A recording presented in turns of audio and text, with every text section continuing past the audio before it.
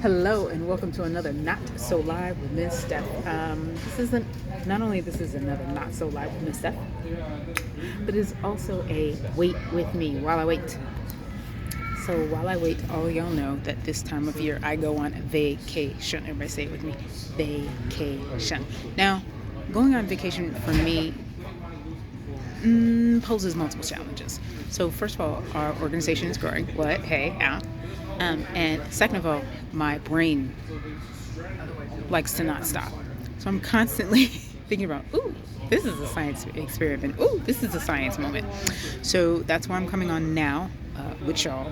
I am here at O'Hare Airport in the Terminal 3, I want to say, and I am waiting for my plane. So I want to point out some technology hunt things that you can do with your children, whether or not you're traveling via plane, bus, subway. You can do technology hunts and have conversations with your children and kind of have them tell you what challenge does a piece of technology respond to. Okay, that's getting them to think not only scientifically, but specifically like an engineer as far as why someone would do something. So for example, okay, like I said, I'm at O'Hare Airport and I'm waiting for my plane. Now, for my flight to take off. So we had a change of plans. I remember back in the day, far, far long ago, okay, when I would get off a flight, have no idea what the next gate was going to be because the gates change while you're in midair, right? And I'd be like, where am I going? Now, there's technology, there's code that someone wrote, and there's probably a team of people, I'm quite sure, and they figured out not only for the airline app, but to make sure your flight changes get to you on your phone through the app. And so that's a piece of technology. Now, technology is not always things that involve electricity. I am also using this. Okay, this is my suitcase, and it rolls. And during Summer Science Club, we have a tradition of having at least one STEAM lab time period when we discuss simple machines. And one of my favorite simple machines, yes, love the lever. The levers are fantastic. Wheels. Think about, have your child or young adult, or even just like y'all can do this, grown-ups can do this, okay? You're waiting for your flight, you're waiting for the bus. A wheel hunt, looking for all the things that have wheels on them, and thinking about how you use wheels and what would happen if you did not have wheels. That's a fun thing to do. It may not seem fun to y'all, but we make science fun. I see fun everywhere, okay? Also, hair tie is a piece of technology. My glasses, piece of technology. Those are things that do not involve electricity. Now, I'm sure throughout the process they were made using equipment that uses electricity and so forth. Now, but capturing refraction and all those things within the lenses, because my lenses do quite a few things.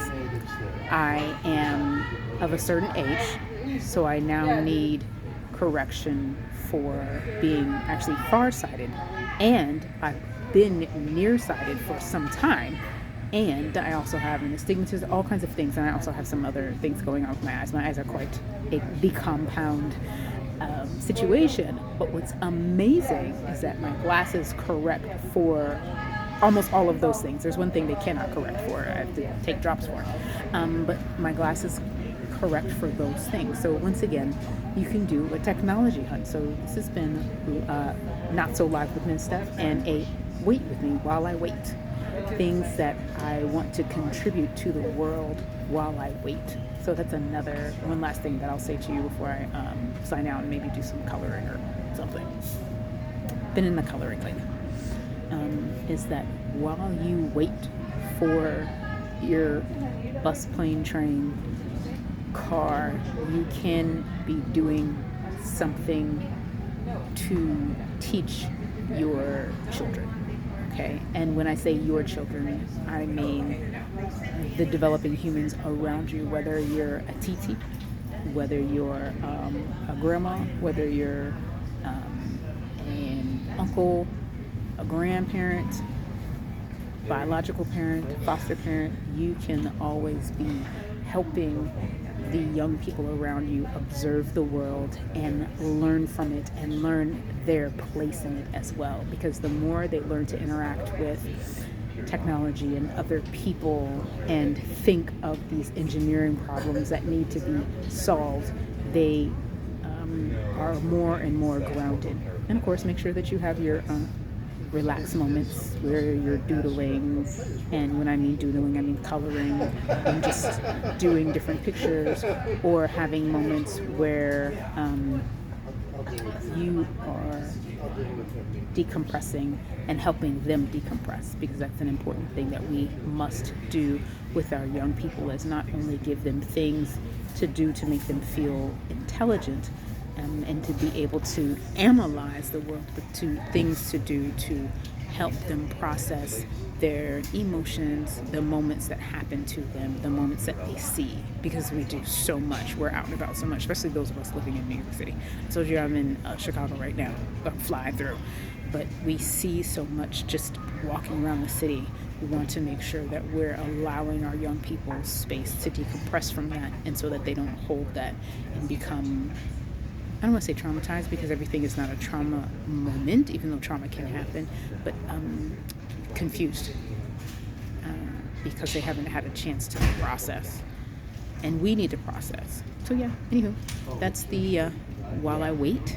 As you can see, I'm choosing to be in an uplifted mood. I'm not going to choose to be stressed, because again, that piece of technology that I mentioned earlier in the video of being able to get off the plane and know where I need to go, and then also get notifications. Oh, it's delayed. Okay, no big deal.